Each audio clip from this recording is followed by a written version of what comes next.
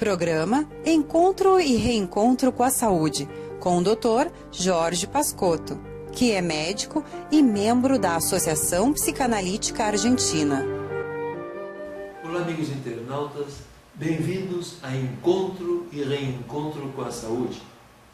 Inicialmente quero agradecer pelas inumeráveis visualizações de nosso programa no YouTube. Muito obrigado por acompanhar-nos. Aproveitando essa época do ano, vamos dedicar a esse programa ao tema das viagens, que são bastante comuns no período de férias. As viagens estão relacionadas com o nosso planeta desde que praticamente a vida surgiu nele. Todos os dias, um número inumerável, um número infinito de animais migram de um lado para o outro. Quando nós vivíamos da coletagem de alimentos, ficávamos numa região e quando escasseavam os alimentos, nos transladávamos a outra. Mais tarde, as viagens estão relacionadas com a popular as regiões. Foi assim que as Américas foram populadas. Mais tarde ainda, as viagens foram relacionadas com conquistas, com guerras, lamentavelmente, como são até os dias de hoje, relacionadas com muito sofrimento. Nos séculos passados, era bastante comum que se sugerisse viajar, por exemplo, para curar enfermidades, como a tuberculose, por exemplo, que os médicos indicavam que os pacientes se transladassem a um clima mais ameno para recuperar-se. Ou também, quando haviam conflitos afetivos, era comum que as famílias organizassem viagens com a ideia de que os filhos solucionassem esses conflitos. Mas, atualmente, as viagens estão relacionadas com o sentir-se melhor. Em geral, quando a pessoa está deprimida, ou está triste, ou houve uma separação, ou está elaborando um trabalho de luto, amigos, inclusive médicos, indicam: faça uma viagem que você com certeza se sentirá melhor. E o que acontece então com as viagens? Que efeito as viagens têm em nós? É verdade que tem um fator curativo? Vamos tentar então ir respondendo estas questões. Por que os médicos indicam viagens? Muitos médicos indicam viagens. Bem, talvez o país campeão de viagens, digamos assim, neste momento seja a China. Nos primeiros 8 meses do ano de 2012, o Instituto Nacional Chinês de Turismo divulgou que 80 milhões de chineses viajaram ao exterior, com ênfase a viagens ecológicas, com maior contato com a natureza. Em prol, então, transladando o interesse dos hotéis 5 estrelas que havia anteriormente para o maior contato com a natureza.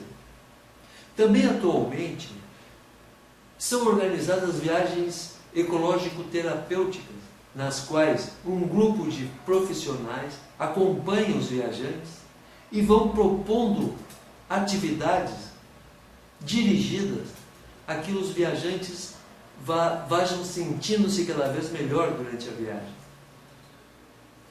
Então vamos tentar conversar um pouco sobre o que acontece com o nosso aparelho psicológico durante uma viagem.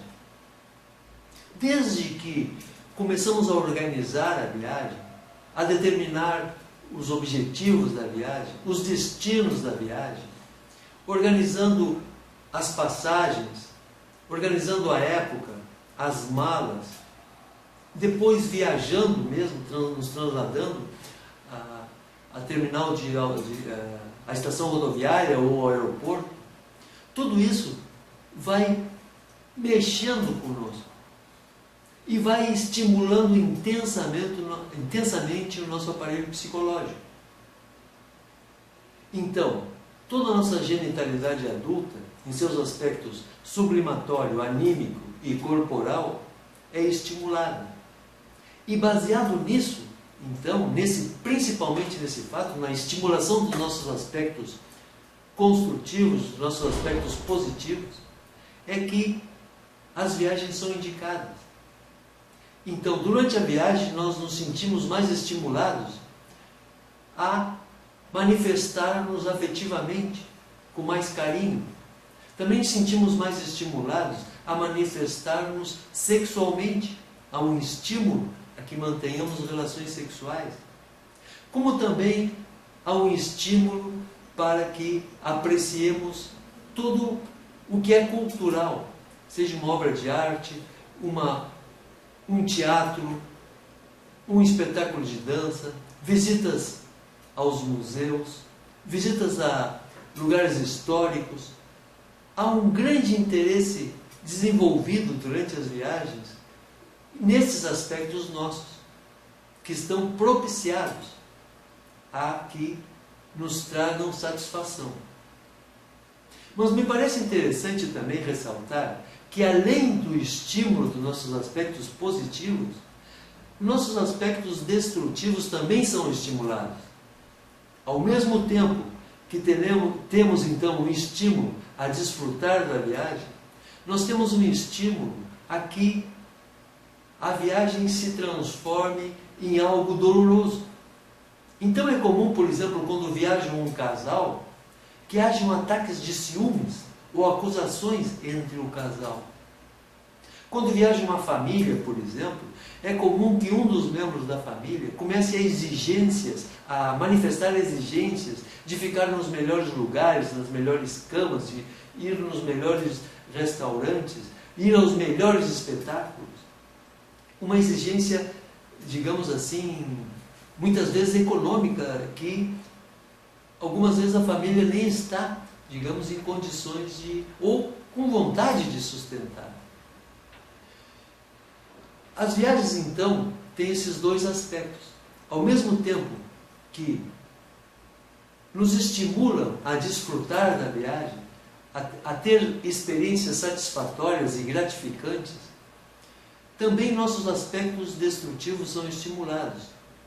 Por isso me parece que é importante que, quando viajemos, que tenhamos em conta isso. É comum também durante as viagens, extravios de documentos, por exemplo, chegadas tardes à viagem, perdas de viagem, extravio das malas. Muitas vezes as viagens que são objetivadas com a intenção de sentir-se melhor, por exemplo, é comum que alguns médicos indiquem viagens para um casal que está em uma situação conflitiva. Mas muitas vezes as viagens, em lugar de propiciar uma união, no retorno o casal pode estar em uma situação ainda pior. E justamente por esse estímulo dos nossos aspectos destrutivos, que também são estimulados juntamente com os construtivos. Então, o primeiro que me parece importante é termos em conta que durante as viagens todo o nosso aparelho psicológico é estimulado, tanto os seus aspectos positivos quanto os seus aspectos mais negativos. Então, isso é o primeiro, me parece, para poder prevenir alguma coisa, algum sinsabor, alguma situação desagradável. Depois talvez, ir organizando a viagem com tempo, o tempo mais longo possível. Ir organizando a viagem pouco a pouco, quando é com um casal que vai viajar, que se possa conversar entre os dois, os destinos, o tempo, evitar as viagens muito exigentes, que ficam 2 dias num lugar, 3 dias no outro, ou seja, aí dificulta poder desfrutar a viagem, facilita muito pelo cansaço físico que implica, facilita muito que comecemos a atuar negativamente durante a viagem. Então, me parece que, fundamentalmente, ter em conta que todos os nossos aspectos são estimulados e poder organizar, então, a viagem, quando em grupo, e com o maior tempo possível de organização. Como médico e psicanalista, quero referir-me agora à saúde física e emocional. Nas ocasiões em que a viagem produza altos níveis de estresse, o indicado é fazer uma reprogramação das atividades, procurando sempre que traga mais harmonia aos viajantes. Muito obrigado a todos e até o próximo encontro e reencontro com a saúde.